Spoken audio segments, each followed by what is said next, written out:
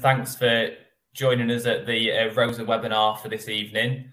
My name's Greg Hopkinson. I kind of hosted the last RoSA webinar, so hopefully everyone who's here might have seen me before, but if not, I'm Greg and I work at Basis, we've been working in collaboration with the National Sheep Association on the Register of Sheep Advisors. I'm really pleased to say I'm joined at the minute by two excellent speakers. I've got Phil Stocker from the NSA, and then I've got Jim Campbell as well, who's a sheep farmer. And we're going to be talking everything carbon auditing tonight.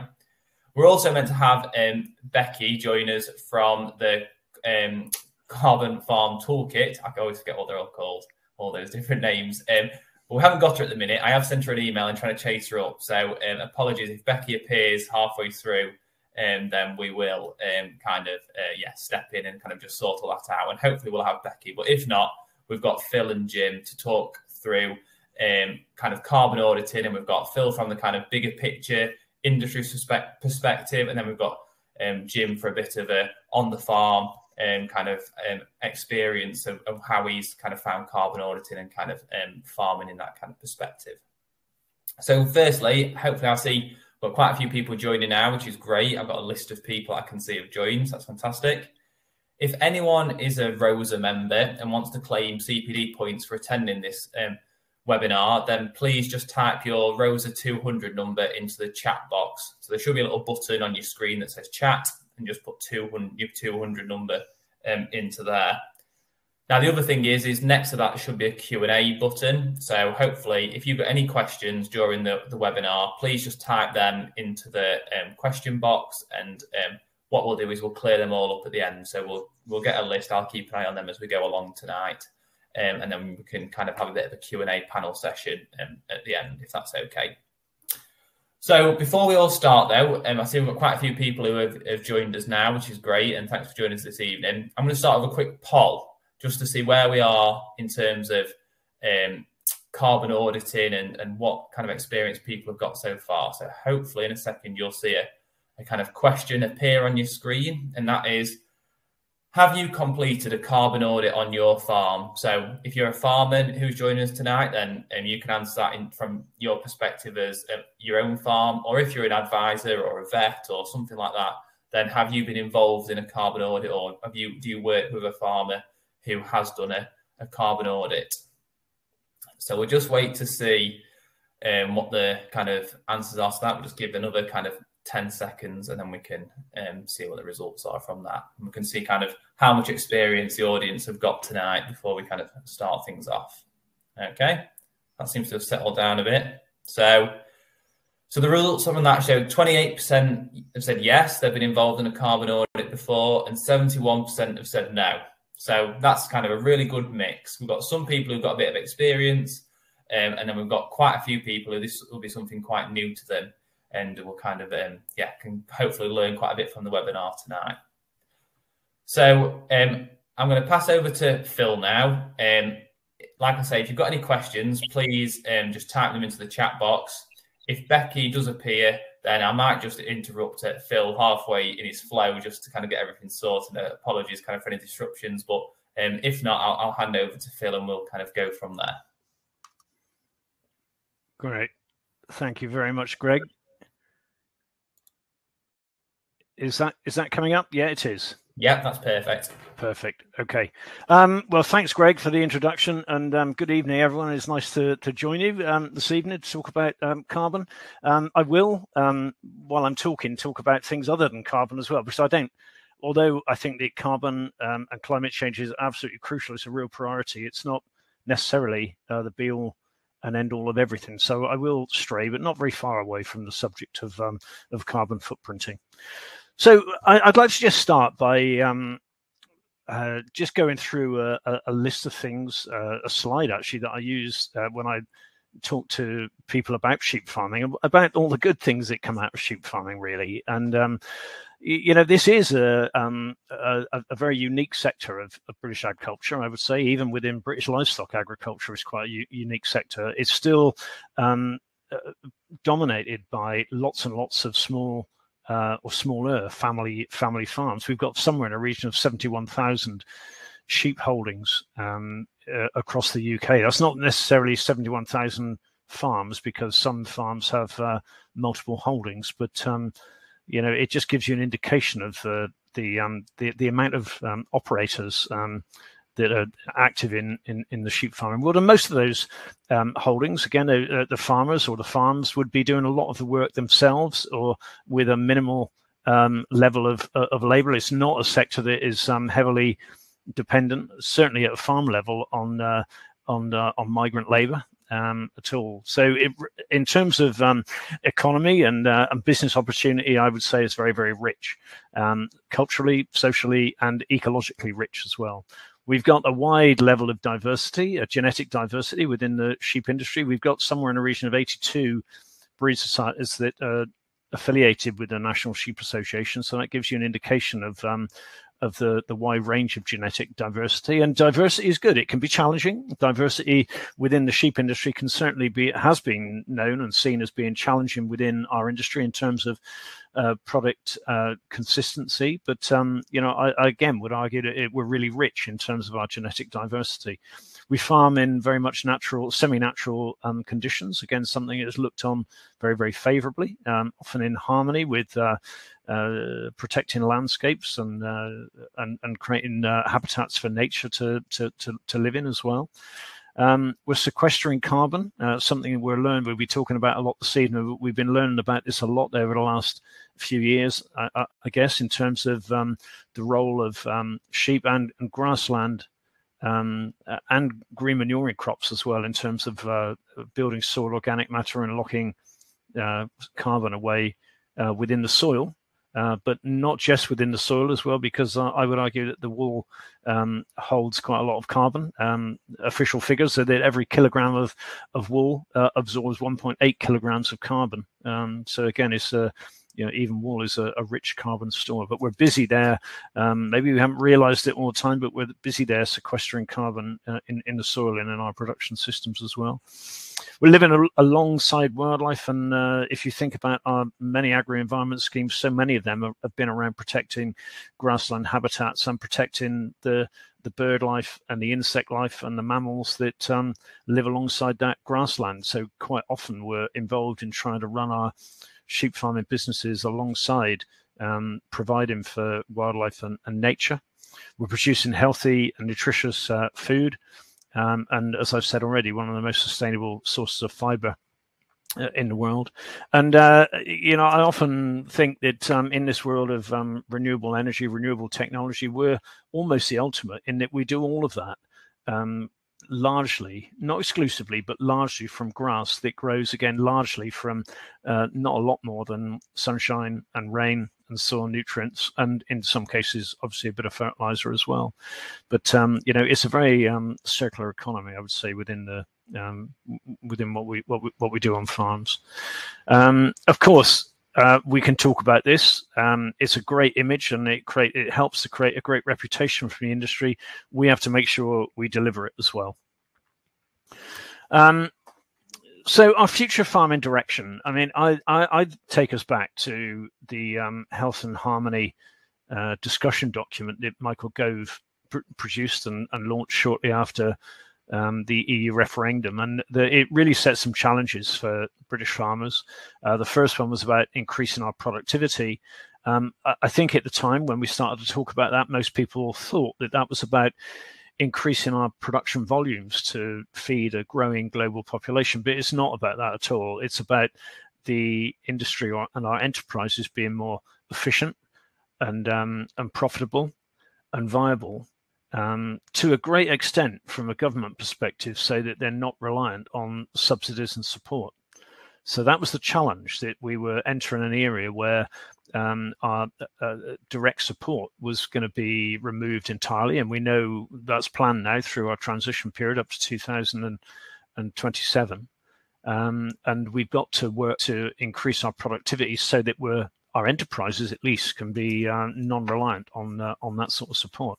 The second challenge really was to protect and further improve our environment, and I would talk about our environment within the widest sense, really, in terms of the direct environment that we see, you know, our landscape and our habitats on farms, but also our natural resources, air, soil, and water, and increasingly our carbon footprint, which we'll come back to in a moment. So our widest environment, our challenge is there to both protect and further improve that environment.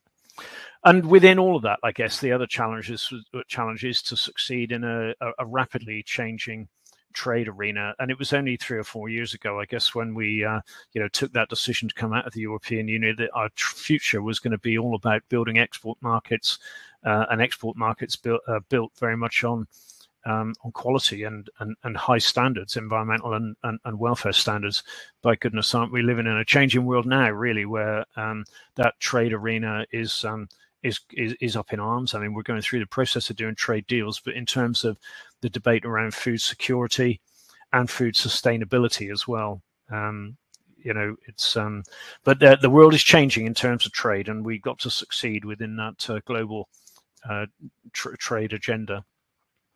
So the pressure on us to change and explain ourselves is real. It's not just about us changing and doing things. It's about explaining ourselves and having evidence as well. And that pressure and that challenge is really, really real. Over the last few years, we've seen a number of reports coming out. I guess the most the Bible of those reports, I guess, would be the IPCC reports that set targets and challenges on us to reduce the rate of global warming to 1.5 degrees centigrade by 2030. The United Nations have followed with similar reports around climate change and around biodiversity and the loss of biodiversity as well. But one comment that I find encouraging has come through the United Nations report is this statement in the bottom there that feeding people and enhancing the conservation and sustainable use of nature are complementary, and they're closely interdependent goals that can be advanced through sustainable agriculture and livestock systems as well. And they would provide the safeguarding of native species, varieties, and again, diversity, agricultural diversity as well, breeds and habitats, and ecological restoration. So there is a recognition there that in within these challenges around protecting the planet and the climate and protecting nature and biodiversity, that can be done and it needs to be done. And this is something that we're heavily involved in, I think, within the sheep industry. It can be done through farming rather than in spite of farming. More recently, late last year, we had COP26 up in Glasgow, and coming out of COP26 were a number of pledges. There was a recognition that big emissions cuts were still needed to limit that warming to 1.5 degrees centigrade. Where we are at the moment, I think we're talking about at least 2.5 degrees centigrade, which would be fairly difficult for the planet to cope with, I guess. And that target is still very much on people's minds about a limit of 1.5 degrees centigrade by 2030. And the projected greenhouse gas emissions by 2030 are as follows. Before COP26, it was 52.4 gigatons. The pledges to get us to this were 41.9 gigatons, but we're a long way from where we need to be if we're going to hit that 1.5 degrees centigrade, which is 26.6. So again, forget the figures, but it just shows you that we've got an awful long way to go if we're going to reduce or hit our warming targets. COP26 as well, most of the nations, not all of them, but most of the nations came out of COP26 with a methane pledge, which was the first international agreement targeting methane emissions alone. And a number of countries pledged to cut methane by 30% by 2030 compared to 2020 levels. And if successful, warming is projected to decrease by 0.2 degrees centigrade by 2050.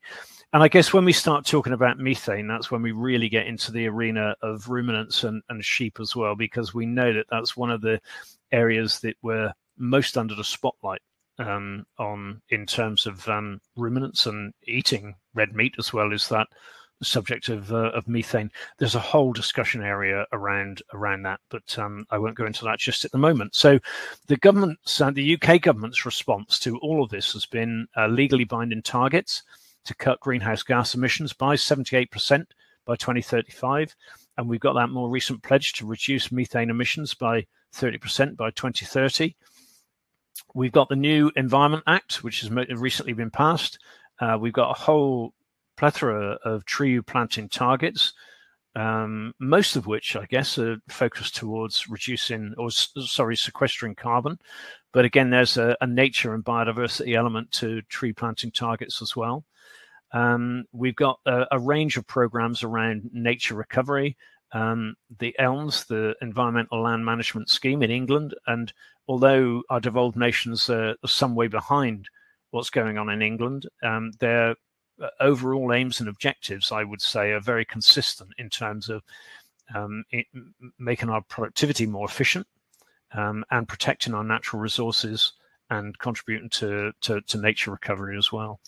And we've also got a range of efficiency incentives as well, things like the capital grant schemes that have been launched, the pathway, the animal health and welfare pathway is when it's launched later this year, is an efficiency incentive as well. So there's a range of incentives that are coming through to do two things. One is about helping our environment to recover and improve, and the second one is around improving our efficiency. So, and there's a lot more other actions that have come out of government, but those are some of the key governmental response. So what does all this mean for sheep farmers? Well, going back to my first slide, I would argue very strongly that we are starting from a good foundation.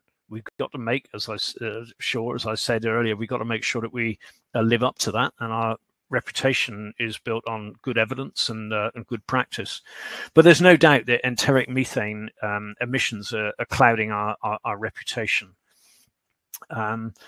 And there's also the need for us to, or the linkage, I guess, between improving efficiency through management techniques, but also the impact that those improved efficiencies and the management techniques have on reducing our carbon footprint. And in most areas, you'll find that where we can make gains in terms of reducing our carbon footprint, we'll also improve our efficiency and our productivity and our profitability too.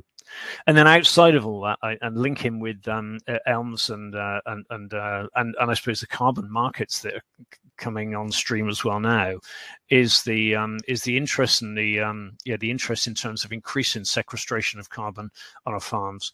You know, the launch of the soil standards as part of the sustainable farming incentive was no accident, I guess, in terms of government and ministers knowing that the more that we can do in improving our soils and the more we can do in raising our soil organic matter will sequester more carbon, but it will also increase the biological activity within the soil. That will help biodiversity above ground, and it will also help to release nutrients, or to make available nutrients to grass and crops as well. So again, we start from a good foundation, but there are some challenges ahead of us. In terms of global warming and wider sustainability, I did say that I'd stray off the subject of carbon a little bit, but in my mind, carbon footprint is absolutely important, but it is only one element of sustainability. Measuring and tracking and trying to improve emissions is a small part of the picture. And when we get into carbon footprinting, it becomes much more meaningful.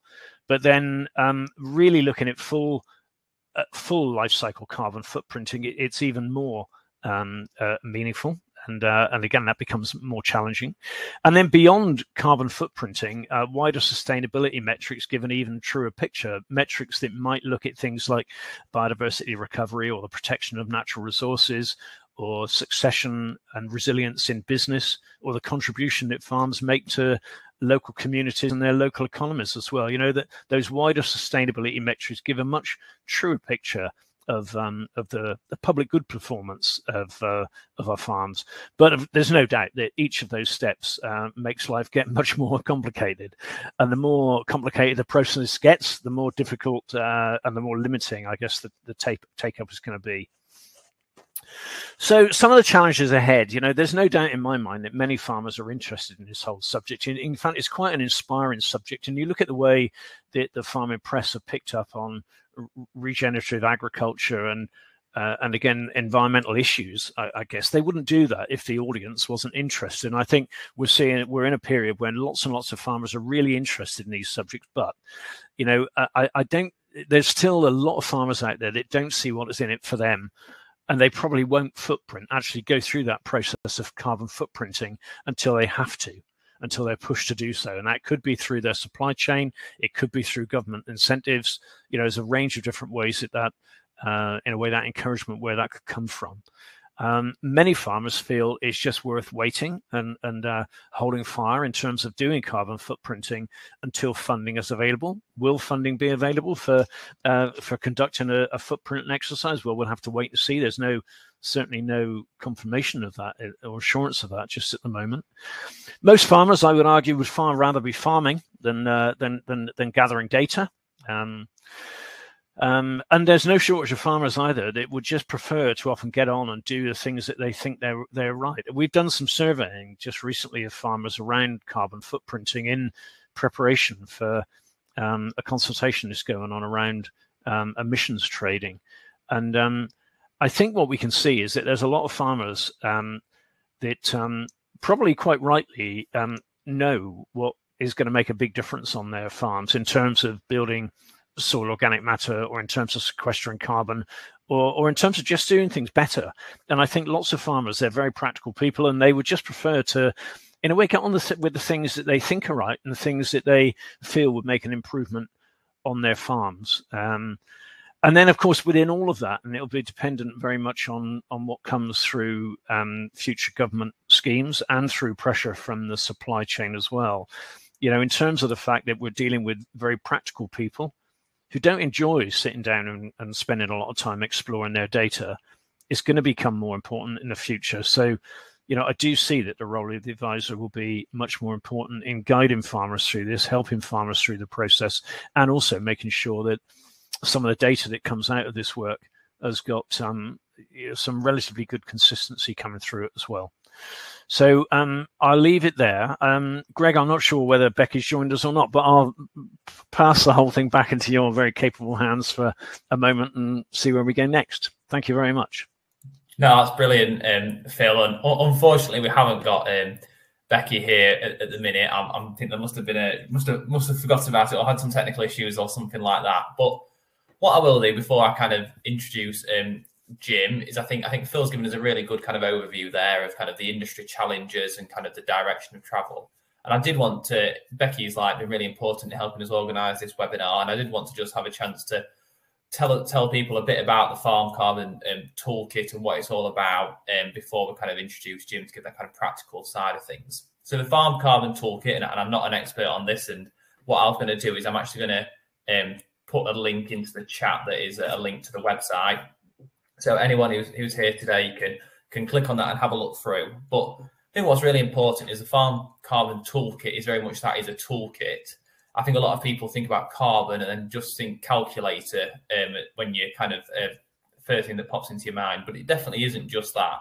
If you go onto the website there's all sorts of really good resources and tools that you can use there. You can kind of look at how you're currently farming and ways that the kind of carbon footprint of your farm could be reduced. And like Phil says, often when you look at ways that you could reduce your carbon footprint, often that makes savings or other benefits for the wider farm, whether that's more efficient use of resources or cost saving or labour saving or fuel saving. I'm sure everyone at the minute would be really happy if we could make some fuel savings and kind of things like that. So it's a really interesting tool. And one part of it is the Farm Carbon Calculator. And that's a really interesting thing you can do on your farm. And like I say, does involve a bit of data gathering, but it's quite an intuitive piece of kind of software. And I'm going to have to flick onto the website now to remember all the things that goes into the calculator. But it looks at all sorts of things, kind of like how much fuel you use, electricity, travel, what your buildings are, how well insulated they are, what type of machinery you're using. Also looks at how many livestock you've got, the feed that you're using, whether it's homegrown or where it's bought in from. If you're bringing straw in, where that's coming from, what type of straw from what crops, how much waste you're producing. And then finally, that's looking at all the things where kind of carbon is probably being emitted because of your activities on your farm. And then it looks at kind of carbon sequestration in soils and other types of biomass and how that balance kind of works out.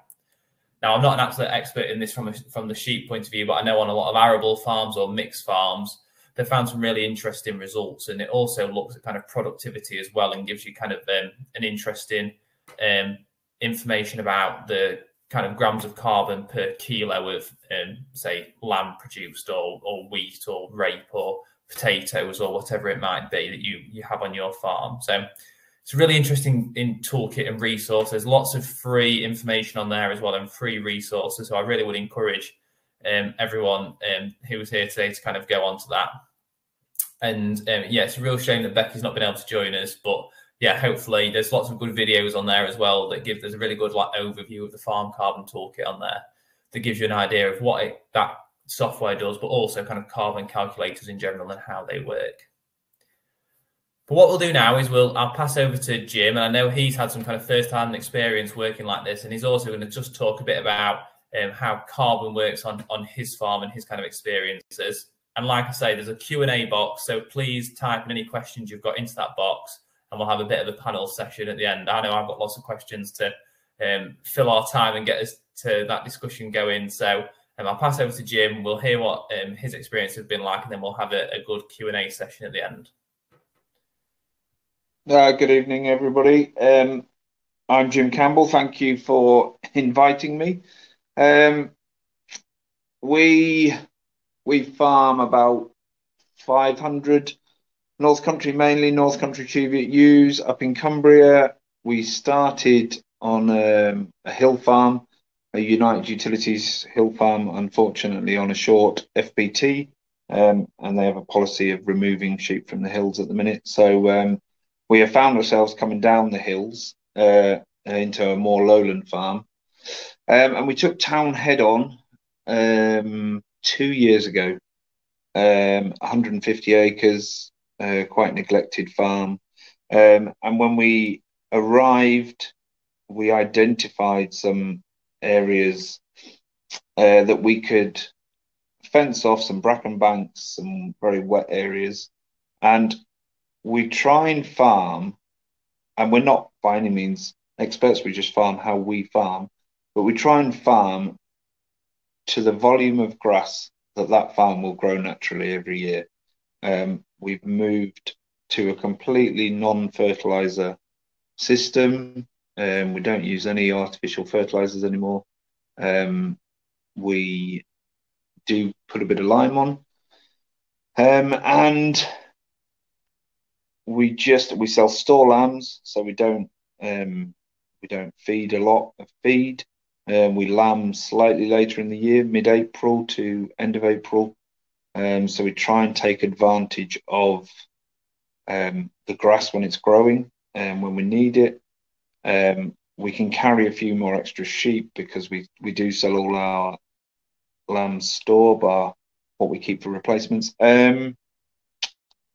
So that's basically our system. It is a completely sheep-based system at Townhead. So we've always sort of tried to farm sustainably, and it's always been a low input system, and carbon has become more and more of a buzzword, and it is going to become more and more of an important tool in our farming system. And I didn't want to be left behind and wait to find out for somebody to come and tell me I had to change my system to farm. So I wanted to sort of get in there first.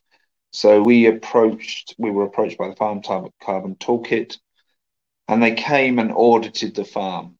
And I thought, we're a very low input system. We make round bales of hay.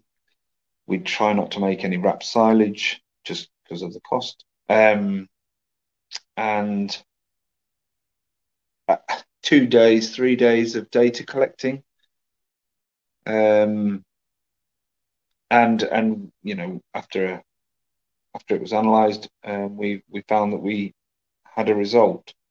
I thought we would be a lot better than we were, which made me think you do really have to watch, most modern farming systems using lots of fertilizer. It's going to be an eye-opener for people. But it's given us some ideas. The results told us really we weren't going to change our system too much. I think we were fairly efficient. We sort of operate a paddock grazing system with our sheep. So we try and utilize the grass as best we can. We've managed to slightly increase our numbers and completely reduced our fertilizer cost by paddock grazing. Were they what we expected? Were the results? No, the results, I think, I thought we would do better on our system. We've just taken on another farm about half an hour away from Townhead, 110 acres, ex-dairy farm, and we plan to incorporate similar policies with Welton Farm. A much more productive farm, and we intend to strip graze or paddock graze Wagyu cattle, which we grow on contract. We use them simply as a tool. We've had all the fields soil sampled to find out our soil organic matter, as we did at Townhead. And we plan to, we'll have a lot more farmyard manure, which we plan to compost. We'll aim to use a bit of rock dust to mix in, basalt rock dust, and just try and improve I mean, it's been spring barley for the last 15 years. So we've incorporated a GS4 mix, and herb-rich ley, with deeper rooting sort of grasses and herbs, and try and improve that soil carbon pathway, which we're trying to do at the other farm as well. So we will audit the new farm as well. But I think you have to be doing something proactive, and it highlights where you could improve things. And with the calculator, once you've done your first audit and you say you want to change, we might say we're going to buy 5 ton of fertilizer. We can just add that into the calculator, and it will instantly give us a result to see where we're at with our carbon auditing. So you can monitor what we're doing straight away. What we didn't want to do with all our farming is compromise our productivity of where we were. At Townhead, we fenced off a lot of areas, given it over to wetland nesting sites. We could have spent a fortune draining it and got another half an acre of grass, but to us it was far better to fence it off, exclude the stock, and none of what we've done has reduced our stocking rates, because at the heart of it, we are sheep farmers. We produce North Country Cheviot tops, which we take to Lockerbie and sell. They're all grass based. They're never fed anything out of a bag. So we're addressing our carbon sequestering ability, but at the heart of it, we are sheep farmers. So that's where our passion is. So it'll be interesting to see how the new farm pans out. We've only been here 3 months with the cattle on board, but again, we're using the Wagyu simply as a tool to manage the soil and hopefully improve the soil structure.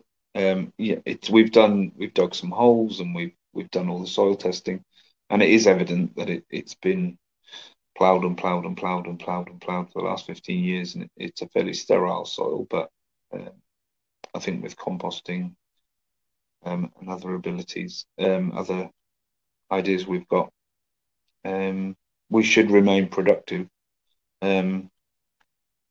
whilst trying to address, climate change issues that we're sort of facing at the minute. But that's basically where we are at. I don't know if there's any questions, Greg.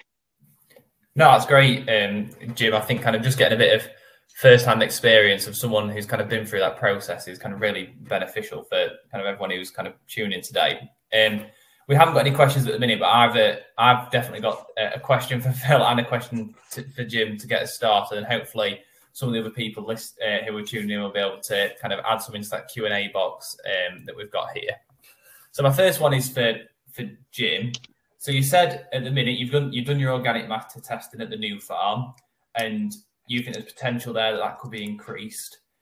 If you got offered some money to sell that kind of increase in organic matter, the carbon that's been sequestered in those soils for carbon credits, for kind of carbon offsetting, what would you do in that situation? What's kind of your thoughts on that? It's a difficult one because with Townhead, we thought we would be a lot better than we are, and we will be sequestering carbon. How that compares to a dairy farmer down the road compared to a sheep-based farmer that we are, but one year we might be fine. The following year we might need to invest in something, and suddenly our carbon, we're sort of needing to buy carbon credits all of a sudden. So it's a difficult one as to whether you sell them to create an income or do something with that, or hold on to them. But I think it's understanding how it's all going to work. I know they're selling carbon now. I'm not sure they quite understand what they're selling, if you know what I mean. So yeah, I mean, really for us, it was just to monitor our farming system and see if we were helping the problem or adding to the problem. And with our low input system, we are going to be sequestering about 130 tons of carbon every year. And again, I'm not sure how good that is compared to an arable farmer or a beef farmer or somebody up in a croft in Scotland, but that's where we are at the minute. So you said at Townhead Farm it wasn't as good as you thought it was going to be. What was the main thing that stopped your major carbon footprint larger? What was the main things that kind of emitted emissions, or what was the main reason that you kind of? The main one was our fuel, which you can't really do much about, because you need to make crop and hay and things like that. We don't have a lot of hedges. It's a dry stone wall based farm, whereas Welton is awash with hedges. There's no dry stone walls at all. So, and where there isn't hedges, we're about to plant 2,000 meters of hedges here, which I think is going to be a big. It was just, I thought with our low input system and no fertilizer, it would be a no brainer, and we would be. Greg, can I just interrupt a minute and just ask Jim whether when they did that audit, whether they used GWP or GWP star, this new metric that recognizes the short life of methane. My understanding is that the Farm Carbon Toolkit can run both. They run the GWP, but they'll run it alongside, so you can see where they are. Although the IPCC still haven't recognised GWP star, but that recognition that methane has got a shorter life. Do you know which they did? Because that would affect your footprint. Yeah, I don't know which one they used, and if they used it. Our methane, 450 grass-based sheep. We don't have, slurry stores or anything like that. It would just be purely on the sheep burping. I'm not sure which one if they used one at all with us. I wasn't aware. Stephen had a question. Yeah. about So Stephen's had one is asked how long it took you to complete your carbon audit, and also does it have to be done annually, or do you just do it when you make a change to the farming system? I would say it took about a day and a half in the office, not all in one hit. We did it over a period of a couple of weeks when I had time. We went through all the invoices just to get our diesel and fuel and petrol usage. We just itemized all our machinery. I would say that it's kind of open to abuse because it's just me saying what we've got. There's nobody comes and checks. I could have said we use 500 litres of red diesel every year. We could actually have used 3,000 litres, and I said, that is my worry, that it is open to abuse, and does it need some sort of accreditation, or I don't know. But no, once we've got it, once it's done, then I have control of the calculator, and I can just adjust it as and when. If somebody requires my carbon audit information, they may request that it's done every year, and then it would be up to me to pay for that, I suppose, to get it carbon audited every year. I don't know, if I was producing milk, I think they need a carbon audit done every year. I'm unsure, but I mean we've done it for our own information, really. So I do plan to redo Townhead and see where we're at. I'll work with Farm Carbon Toolkit and see if we've improved. We'll do soil testing every 3 years, so it'll be interesting to see how our soil organic matter has changed from the initial one to how we've changed farming the way we farm, and we'll do the same here at Welton. And actually, we're working with the landlord here at Welton, which is the Church Commission, I don't think we'll do it every year, but definitely every other year, we'll monitor the soil organic matter and see just how the system's working. So we have one comment that someone says they've lost the live feed, and I can still hear and see everyone, and I hope everyone else can too. I hope there's other people still out there, but sorry if anyone has lost the kind of video, but I think it is still working. It might just be their internet. I've got a question. There's a couple more questions for Jim, but I've got a question for Phil, if that's all right. So there's quite a bit about marketing at the minute. I know AHDB's kind of new kind of the levy kind of survey they did. A lot of the focus on there was people want more about marketing, and kind of I think one of the frustrations I think a lot of people have is consumers, like you spoke about the sustainability of land production and how it's utilising ground that couldn't be used for other forms of food production. How can we get consumers to understand that? Because at the minute there is kind of this, red meat is bad for the environment kind of sticker that's stuck onto all red meat at the same time. Mm-hmm. How can we improve the marketing around British lamb as a sustainable product? How can we inform consumers? I think probably in at least two ways. We've got to step our communications of the industry up even more than they are now. But we also need to be able to back it up with evidence. There's no doubt about that. If you think about where we are, I think with the communicating the industry to the public, we've made huge strides over these last 5 years or so, I would say. And the coverage on the TV of the positive images of farming, and particularly sheep farming, I think is much better than it ever was. The positive coverage, or the more balanced coverage, I guess, in the media compared to where we were 2 years ago, I think is it's a great improvement. But I think, again, as I said at the beginning, I guess it's right for us to be talking positively about our sector, but we do need to be building up banks of evidence to be able to justify it and evidence it wherever we can.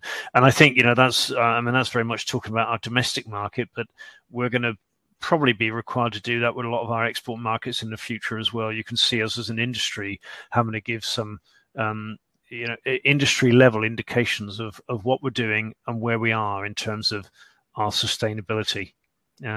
So I think it's going to be absolutely crucial. I think all markets increasingly in the future are going to be very much based on reputation and evidence that what we're doing is good for people and good for the planet. So I was at a NSA meeting in Penrith last 2 years ago, maybe before the pandemic, and we had a really good speaker from Newcastle University, and she was a scientist, and I didn't understand half of what she was talking about, but she did point out that grass-fed lamb has the same health benefits as oily fish. And we as farmers, whether it's because we're always farming and we're not promoting, but we're the worst advertisers in the world, I think. We just get on and carry on farming. But why, a grass-based system is good for the environment. It's good for putting carbon back into the ground, and it produces one of the most versatile products. That grass-based lamb is it's full of omega-3, and everybody's taking omega-3 tablets and eating oily fish, and they should be eating lamb as well. And like Phil said earlier, wool is one of the most versatile fibers, and yet it's just about worthless to a farmer. And my dad, who's staying with us at the minute, is considering putting wool insulation in his loft because it's better for the environment, but it's twice the price of normal insulation. But we're selling it for pennies, so it's a difficult one. But yeah. So sticking with wool, we've actually had a question about wool, and I think it's a shame Becky's not here because she'd definitely know this, but I'm hoping one of you two might know, and that is, do the carbon toolkits take the role of wool in terms of carbon sequestration into account, or does it just focus on kind of lamb being a meat, as the meat production element of lamb? No, I think we definitely logged down how much wool we produced. That's good. It would have been in tons, I think. We just roughly worked out how many bags we sold and what their average weight was. It's definitely a factor in it. Yeah. And we also a question for Phil now, and this is kind of a bit linking to what you said about evidence. And I don't know if you know this, but he said, are there more ruminants in the world today compared to 200 years ago? And I think the question is kind of, there's a lot of things in the press where people think our livestock production is kind of is the only cause of global warming or one of the major causes. Well, actually, is the amount of ruminants we have in the world today more than it was 200 years ago, or where are we kind of with that? I don't know the actual answer, but I would suspect strongly that the number of farmed ruminants we've got in the world today is probably much greater than it would have been 200 years ago. I mean, again, if you look at the graphs on population rise, over the last few centuries, the upwards curve over this last sort of 50 years or so is absolutely massive. And I would have thought there'd have been a growth in numbers of ruminants in line with that population growth to some extent. Although, having said that, 200 years ago, there would have been a much higher reliance on cattle and sheep than there was at that time on pigs and poultry. Yeah. And we would have seen a massive increase in poultry and pig production, over this last 70 years, I guess, and a reduction in ruminants. I think what's kind of crucial from my perspective on that is that food production is an integrated system, isn't it? And kind of looking at sheep numbers compared to 200 years ago compared to now it's not how it works, because we also import a lot less. We would have imported so much less food back then, and kind of global trade would have been so different. And it's I think one of those really sort of is a bit of an uncomfortable truth, I guess, is that globally, if you look at ruminant production, there would be an awful lot that is not pasture or grass reliant. There'd be a lot of feedlot beef production in particular around the world. And I've seen some of this in China with sheep as well. Your feedlot lamb finishing that is just dependent on combinable crops trucked around the world, and a lot of those crops will have quite a high carbon footprint. So I don't think there's any doubt that you should take whole life cycles into account. Grass fed and reared beef and lamb has got a much lower footprint than and there are figures to show the evidence of that out there. I don't know what they are off the top of my head, but yeah. And to be honest, all this is about it really fits that overall message of probably people improving their diets by eating less but higher quality meat as well. When I was a kid, we used to eat chicken twice a year. We had chicken at Christmas and at Easter because it was an expensive treat. And again, in that, I was going to say 20 years, it's a bit longer than that, but in that period of time, that's changed completely. And, most people now eat chicken at least once or more times a week. And, the whole picture's been reversed. It would not surprise me, actually, given what we're facing, if we saw a little bit of a turnaround in that respect. And you look at some of the problems going on in the pig and the poultry world at the moment, and the price of grain and the price of soya and oils as well. I think the days of cheap chicken may be behind us, actually. Whether they come back or not, I don't know. But if that does happen, maybe there'd be a better sort of equilibrium between production costs of white meat and red meat produced on grass. So we've got a couple of questions kind of on the same theme as a final question I'm just going to ask before we finish tonight. And I want to kind of give a bit of a perspective from the arable farmer side of it as well. And this was kind of about productivity and efficiency, and kind of if we produced whatever it was, lamb, beef, pork, poultry, crops in a more intensive way, and that resulted in a lower carbon footprint, what would your kind of perspective be on that? What would your attitude kind of change? And it's interesting, we kind of had a webinar looking at this from an arable farmer's perspective, and the lowest carbon footprint across a range of there were combinable crops, arable growers in the east of the country, was the biggest impact was yield, and the most efficient of grams of carbon to produce a ton of wheat were those who had an average level of inputs but higher productivity. So basically, they were a real high. Those who were kind of really low input, really low productivity were somewhere in the middle. Those who were high input, average productivity or high productivity were kind of the worst carbon emitters. But the best ones were those who kind of set somewhere in the middle for inputs, but somehow through their farming practices increase their productivity in kind of other ways, whether that was getting more from the soil or better rotations or more attention to detail or something like that. So what if it was like that with the lamb industry or sheep industry? If you went and it turned out that the best, if you looked at the top 10% lowest emitters were those who were producing lamb on a really intensive basis, what would your attitude be? Would you change what you'd say to sheep farmers? Would you change your practices, Jim? What do you kind of think? I think in reality, like you were saying, how many sheep are there compared to 200 years ago? It's all relative. How many humans were there 200 years ago? How many people needed to eat 200 years ago? When I did GCSE geography a few years ago now, 1991, the population was 56 million. That was one of the questions in GCSE geography. Now it's 68. Where we farm to that environment. Where somebody else farms down in Lincolnshire, they'll farm to that environment. They might be able to farm more intensively than me, but still deliver a sustainable approach.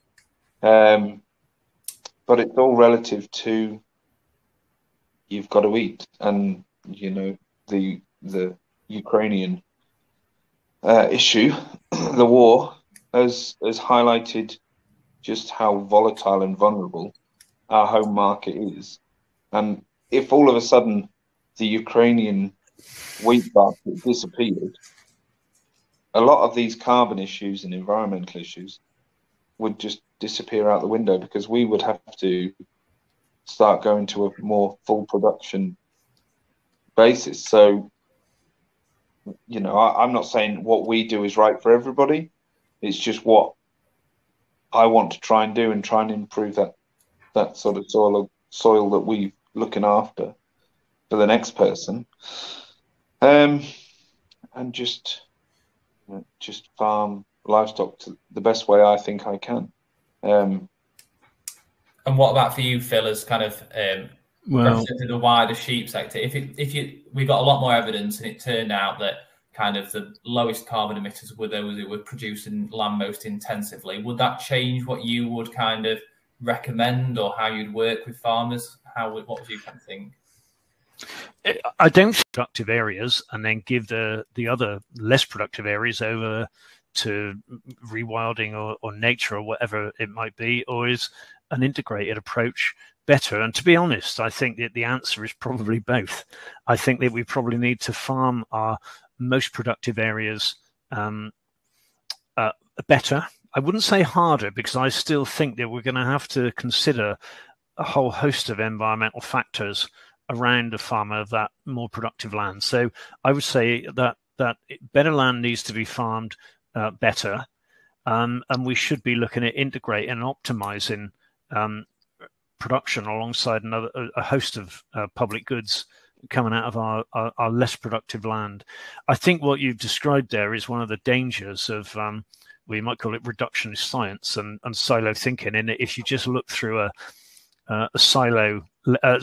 carbon lens, you'll end up with a whole host of unintended consequences. And if we did in the sheep industry what you described there, you know, we would just destroy a whole load of upland habitats, which a lot of our ecology and our bird life is actually dependent on.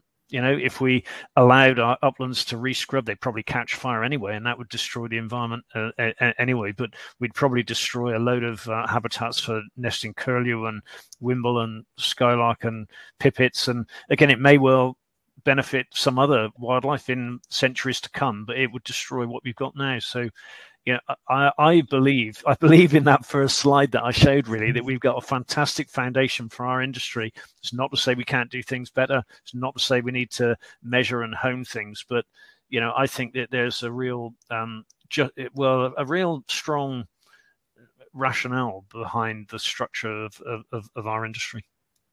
Well, I think that's kind of a great place to kind of finish tonight. A great summary of kind of what we spoke about.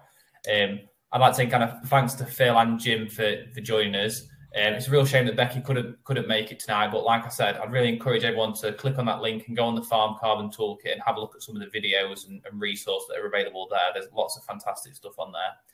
This will be recorded and will be uploaded onto kind of the YouTube channel and via the RoSA website as normal. So if there's anyone, if you want to go back and catch a bit again, or if you know someone who couldn't make it tonight, you'd like to watch it, then please, it'll be on in the next week, this week at some point, I'm sure. So just keep an eye out for that. And thanks everyone for joining us. And thanks to Phil and Jim. Thank you. Good night.